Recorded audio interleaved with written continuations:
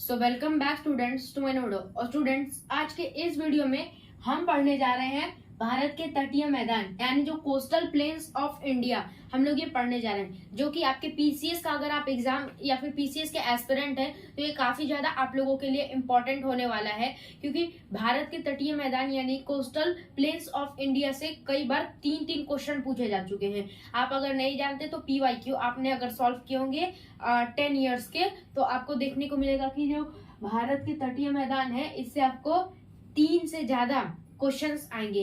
तो इसलिए हमको क्या करना है, हमको ये चैप्टर भी अपना पूरे के तरीके से कंप्लीट करना है। तो चलिए शुरू करते हैं। यहाँ से जो भारत के तटीय मैदान है इनको 2 भागों में बांटा गया है, पहला पश्चिमी तट और दूसरा पूर्वी तट। देखिए आपको पश्चिमी तट की पश्चिम किधर है, पश्चिम आपका इधर है, ठीक है, गुजरात साइड का। और पूर्वी तट सूरज किधर निकलता है, सूरज निकलता है पूरब में। और इसीलिए जो इंडिया में सबसे पहले सन कहाँ दिखता है, इंडिया में सबसे पहले सन अरुणाचल प्रदेश में दिखता है। अरुणाचल प्रदेश किधर है, पूरब में, इसलिए वहां पे सबसे पहले दिखता है। तो उधर पूर्वी तट इधर हो गया आपका, और इधर पश्चिमी तट, गुजरात के साइड का आपका पश्चिमी तट, और जो उड़ीसा छत्तीसगढ़ का ये सब आ गया ये पूर्वी तट। क्लियर। अब देखिए, अब हम लोग पहले पश्चिमी तट के बारे में पढ़ते हैं, फिर पूर्वी तट के बारे में। और आज मैंने मैप थोड़ा सही से बनाया है, इसलिए ध्यान लगा के पढ़िएगा। तो देखिए, जो पश्चिमी तट है इसका विस्तार है 1600 किलोमीटर। मतलब कि जो ये पहले देख लीजिए, ये जो आपका पश्चिमी तट है ना, ये गुजरात से कन्याकुमारी तक है, ठीक ना। गुजरात से कन्याकुमारी तक पूर्वी तट है, सॉरी पश्चिमी तट। और कन्याकुमारी से यहाँ जो अंतिम छोर इसका दिख रही है, यहाँ तक कौन है, यहाँ तक है पूर्वी तट। क्लियर। अब देखिए, मतलब यहाँ से गुजरात से लेके कन्याकुमारी के बीच का डिस्टेंस पूरी कितनी होगी, 1600 किलोमीटर। इसलिए तो लिखा है पश्चिमी तट का विस्तार 1600 किलोमीटर तक है, ठीक ना। मतलब यहाँ से लेके यहाँ तक ये 1600 किलोमीटर है, कितना 1600 किलोमीटर, ठीक। नेक्स्ट, इसकी खासियत क्या है, देखिए पश्चिमी तट की खासियत है ना कि यहाँ पे ना सर्वाधिक वर्षा होती है। सबसे ज्यादा वर्षा कहाँ होती है, स्टेट लेवल पीसीएस में एक बार क्वेश्चन पूछा था कि सर्वाधिक वर्षा कहाँ होती है, तो पश्चिमी तट में होती है। क्योंकि बगल में देखे खुद ही अरब सागर यहाँ पे दिख रहा है, अरब सागर की जो हवाएं हैं यहाँ से उठती हैं, और यहाँ पे कोई प्लेन, ये जो पहाड़ वहाड़ है नहीं कि रोक पाए, इसलिए यहाँ पे मानसून क्लाउड्स आते हैं और बरस जाते हैं। और कन्याकुमारी ये केरल की तरफ तो बारिश होती है, जैसा कि आप जानते हैं। महाराष्ट्र की तरफ, कर्नाटका, गोवा, ये सब की तरफ बारिश होती है, ठीक। तो क्वेश्चन पूछे कि सर्वाधिक वर्षा कहाँ होती है, तो सर्वाधिक वर्षा पश्चिमी तट पर होती है, ठीक। क्लियर। नेक्स्ट है सबसे ज्यादा जैव विविधता है, यहाँ पे सबसे ज्यादा बायोडाइवर्सिटी। आप इसी से अंदाजा लगा सकते हैं कि जिस जगह पे ना ज्यादा वर्षा होती है, वहीं पर सबसे ज्यादा बायोडाइवर्सिटी यानी जैव विविधता होती है, ठीक ना। तो पश्चिमी तट की तरफ सर्वाधिक वर्षा होती है, इसलिए सबसे ज्यादा जैव विविधता पश्चिमी तट पर है। क्वेश्चन अगर पूछ दे कि सबसे ज्यादा जैव विविधता कहाँ है, पश्चिमी तट में है, ठीक। आप इसको नोट करिए। जैसे जैसे मैंने ये सब किया है, आप एक बार खाली अपना डायग्राम ही ऐसे बना लेंगे ना।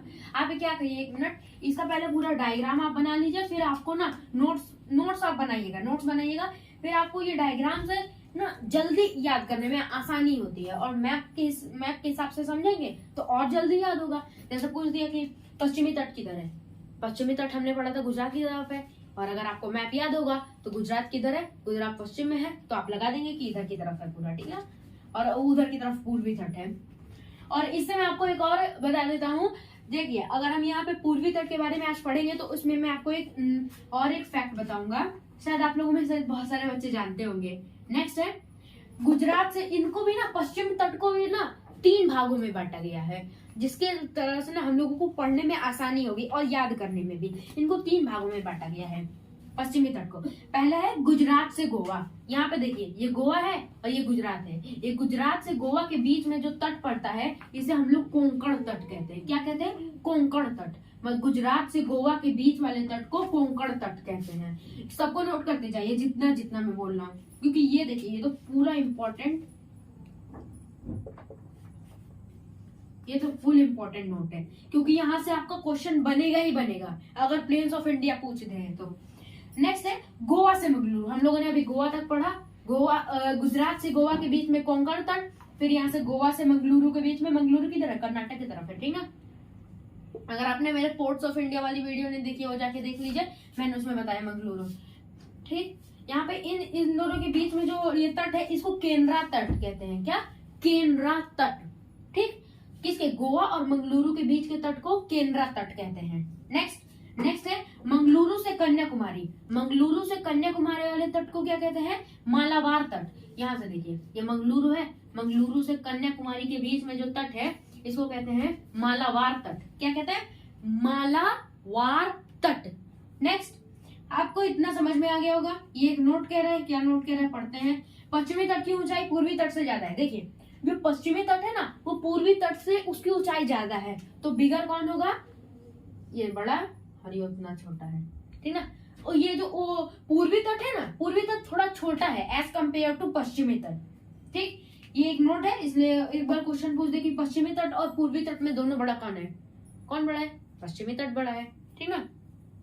नेक्स्ट अब हम लोग पढ़ते हैं पूर्वी तट के बारे में, मगर उससे पहले हम कुछ पश्चिमी घाट के बारे में पढ़ लेते कि पश्चिमी घाट को क्या है। देखिए पश्चिमी घाट किसे कहते हैं? पश्चिमी तट पर स्थित पर्वत श्रृंखला को पश्चिमी घाट कहते हैं। पश्चिमी तट पर स्थित पर्वत श्रृंखला जो है ना उसी को हम लोग पश्चिमी घाट कहते हैं, वेस्टर्न घाट्स। इसका एक खुद का एक डिटेल चैप्टर है जिसमें मैं एक वीडियो लाऊंगा जिसमें मैं आपको पश्चिमी घाट पढ़ाऊंगा, क्योंकि पश्चिमी घाट भी ना अपने आप में एक बहुत इंपॉर्टेंट सा चैप्टर है। ठीक, इसको सह्याद्री भी कहा जाता है। पश्चिमी घाट को क्या कहा जाता है? सह्याद्री। ठीक, आप इसको नोट कर लीजिए, क्योंकि एक बार पीसीएस में क्वेश्चन पूछा था शायद पिछले साल, हाँ शायद पिछले साल मेरे को याद नहीं इतना, मगर ये क्वेश्चन पूछा था कि पश्चिमी घाट का दूसरा नाम बताओ, तो इसे सह्याद्री भी कहा जाता है। ठीक ना, सह्याद्री कहा जाता है। नेक्स्ट पे मूव करते हैं। नेक्स्ट हमारा पूर्वी तट। पूर्वी तट को भी 3 भागों में बांटा गया है। पूर्वी तट के 3 भागों में बांटा गया है। पहला, यहाँ से देखिए, पूर्वी तट को हम मैप के थ्रू समझेंगे। पहले यहाँ पे देखिए, यहाँ पे जहाँ पे ये पहले आपका ये यहाँ पे पश्चिमी तट खत्म हो रहा है, पश्चिमी तट जहाँ पे खत्म होता है वहीं से पूर्वी तट स्टार्ट होता है। यहाँ पे हमारा कन्याकुमारी पे काम खत्म हुआ था ये पश्चिमी तट का। अब यहाँ पे आगे बढ़ते हैं तो कन्याकुमारी से कृष्णा नदी के बीच के एरिया को क्या कहते हैं? ये जो बीच वाले हैं इनको कहते हैं कोरोमंडल तट। कौन सा? कोरोमंडल तट। फिर कन्याकुमारी से कृष्णा नदी के बीच के तट को कोरोमंडल तट कहते हैं। कौन सा तट? कोरोमंडल तट। और ये कन्याकुमारी की जो ये सब बे ऑफ बंगाल की तरफ आते हैं। ठीक, नेक्स्ट है कृष्णा नदी से। अब ठीक ना, हमारा कृष्णा नदी पे खत्म हुआ तो अगला कृष्णा नदी से स्टार्ट होगा। तो कृष्णा नदी से गोदावरी नदी, ये जो है इन दोनों के बीच के जो तट है इसको गोलकुंडा तट कहते हैं। ठीक, क्या कहते हैं? गोलकुंडा तट। और अब गोदावरी नदी से जो पूर्वी तट का अंतिम छोर है इसको कहते हैं उत्तरी सरकार। उत्तरी सरकार कहते हैं। ठीक, फिर से मैं एक बार आपको बताता हूँ। इसमें क्या है? कन्याकुमारी से कृष्णा नदी के बीच को तट को क्या कहते हैं? कोरोमंडल तट। कौन सा तट? कोरोमंडल तट। फिर कृष्णा नदी से गोदावरी नदी के बीच के तट को गोलकुंडा तट, और गोदावरी नदी से अंतिम छोर जो है उसको कहते हैं उत्तरी सरकार। ठीक, इतना आपको, आई होप आपको इतना समझ में आया होगा। एक बार फिर से रिवीजन कर लेते हैं। रिवीजन है, पश्चिमी तट है, पश्चिमी तट का विस्तार 1600 किलोमीटर है। इसकी खासियत है यहाँ पे सर्वाधिक वर्षा होती है, सबसे ज्यादा वर्षा पश्चिमी तट पर होती है, और सबसे ज्यादा जैव विविधता इसी के कारण, बायोडाइवर्सिटी के कारण होती है। ठीक, और एक इम्पोर्टेंट नोट है, गुजरात से गोवा, ये गुजरात है, यहाँ पे गुजरात से गोवा के बीच वाले तट को कोंकण तट कहते हैं। क्या कहते हैं? कोंकण तट। और गोवा से मंगलुरु के बीच वाले तट को केनरा तट, और मंगलुरु से कन्याकुमारी वाले तट को मालाबार तट। ठीक, अब इतना समझ में आ गया। अब देखिए, पश्चिमी तट की ऊंचाई पूर्वी तट से ज्यादा है, और मैंने तो अभी इसका रिवीजन करवाया है पूर्वी तट का। हाँ, और पूर्वी तट पे मैंने आपको वीडियो की शुरुआत में वो बता दिया था। पूर्वी तट के हिसाब से देखिए, पूर्वी तट में जो सन है ना, सन कहाँ? पूरब में निकलता है, ईस्ट में निकलता है। और हम लोगों का ईस्ट में कौन सा स्टेट है? अरुणाचल प्रदेश। इसलिए अगर क्वेश्चन कभी कभार पूछ देता है, देखिए ये तो इस चैप्टर का है नहीं, मगर मैं थोड़ा अगर इधर पूर्वी तट की तरफ आई है तो मैं बता देता हूँ। सबसे पहले सूरज अरुणाचल प्रदेश में निकलता है, क्योंकि अरुणाचल प्रदेश पूरी तरीके से पूरब में ही है। ठीक, और सबसे लेट में इधर गुजरात की तरफ, क्योंकि ये सबसे पश्चिम में है। ओके, आई होप आपको इतना समझ में आएगा। अगर आपको ये वीडियो पसंद आएगी तो लाइक कीजिए, शेयर कीजिए और सब्सक्राइब कीजिए। मिलते हैं अगले वीडियो में, तब तक के लिए बाय, थैंक यू।